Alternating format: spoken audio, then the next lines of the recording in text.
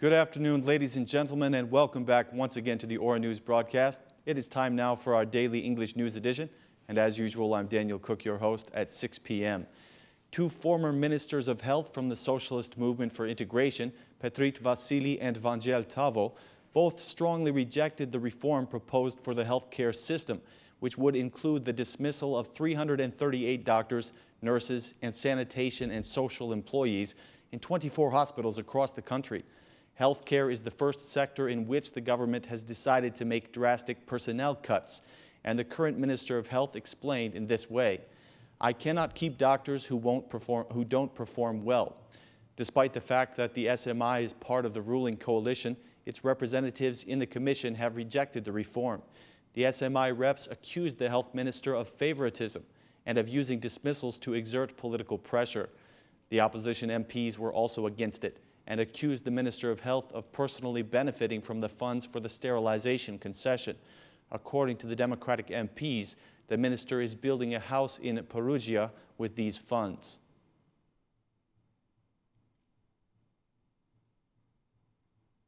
It appears that the government may not have enough money to finish some of the main road projects in the country, like the National Road, the Tirana-Elbasan Road, and the Fier-Vlora bypass.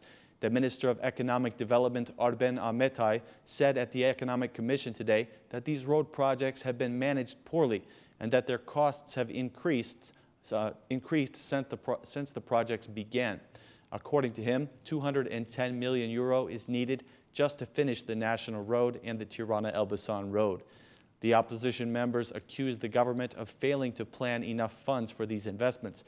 The chairman of the Economic Commission, Erion Brace, informed the minister about the concerns of the majority and the opposition MPs about how few public investment projects are actually being realized, which is the responsibility of Ahmetaj's ministry. Mr. Brace also commented on the high number of foreign investment contracts that are not being implemented.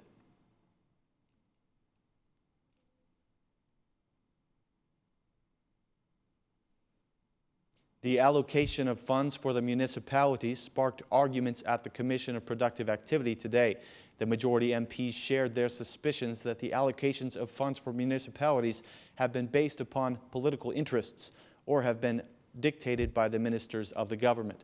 The Socialist MP Artan Gaci asked for an explanation of why Bulqiza has a higher budget than Tirana.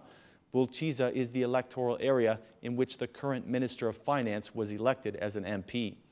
The SMI MP Robert Bitri stated that the government is following the example of its predecessor in dividing up the funds for municipalities.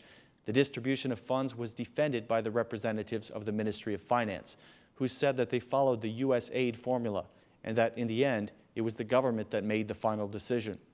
The opposition members had harsh criticism for the high level of public debt, the division of investments, and the division of the budget. The Vice Minister of Finance responded by saying that the realization of plans in Albania is just a dream.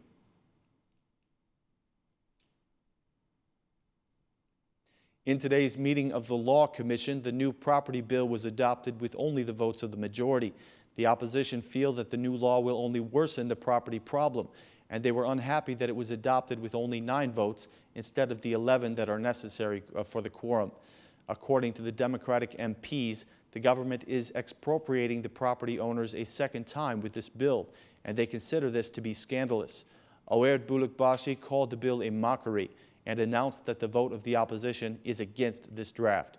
On the other side, the bill was defended by the Minister of Justice, Uli Manjani. He said that there is no point in using 2 different criteria for the owners and for the former owners. That's why we are bringing a unique standard, he said. The Constitutional Court has spoken about fair and reasonable compensation, but it has never spoken about complete compensation. Of course, the law maintains that the property should be returned whenever possible, said Manjani. The government hopes that their new property law will resolve the property issues in Albania within 10 years, but its formula for the compensation of owners has been strongly rejected by the stakeholders.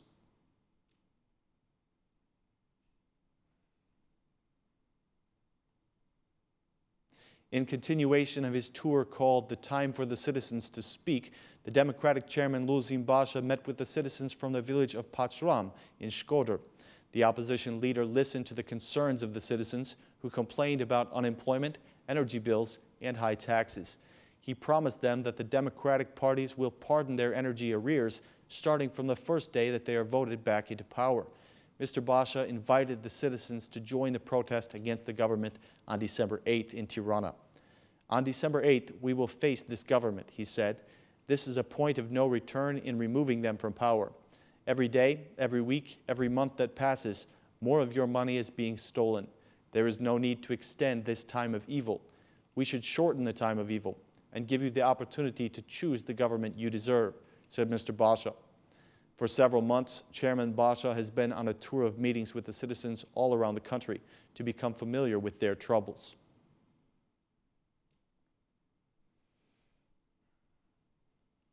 Still on his visit to Italy, the Assembly Speaker Ilir Meta gave a lecture today at the La Sapienza University, where he encouraged the Albanian students to come back and contribute to their own country.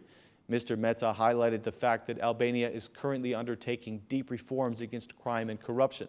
He said, "Italy is a strategic and historic partner for the Albanians and always stands with Albania in the difficult times.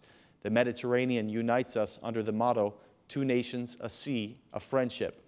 We welcome the contribution of Albanian students in helping their country reach its European objectives. Corruption and organized crime are hampering investments and economic development at a time when Albania is undertaking reforms that require accountability and consensus. The Albanian people have high expectations. The European Union is a model of unification, responsibility, high living standards, and the respect of human rights," said Mr. Meta. The Assembly Speaker also gave an interview for an Italian television station, speaking about the immigrant crisis. He declared that Albania will not build walls to keep out the immigrants from the eastern countries. Mr. Meta said that this crisis cannot be solved by building walls, but through cooperation. Regarding Albania and the integration process, Meta said that organized crime and corruption are the 2 main challenges the country is facing. However, he does feel that the required reforms have been fulfilled for the opening of EU negotiations. The Minister of Justice, Yli Manjani, held a meeting today with President Bujar Nishani. Afterward, he made the statement that it was a work-related meeting and that they agreed upon better coordination in their constitutional duties.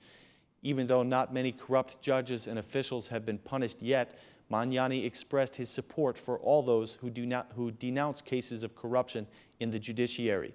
He commented on the arrest of a prosecutor in Fier for passive corruption. "Since my first day on the job, I have said that I will continue with the work that has been started. I do not intend to abandon the agenda. On the contrary, my duty is to create agendas and to improve the existing. Regarding the arrest of the prosecutor, you know that I am a supporter of the punishment of corruption. Judicial representatives who distance themselves from corruption will have my support," said the Minister of Justice. Thank you for joining us today for our English News Edition. We will be back at the same time tomorrow with more translated news in English. Have a great night.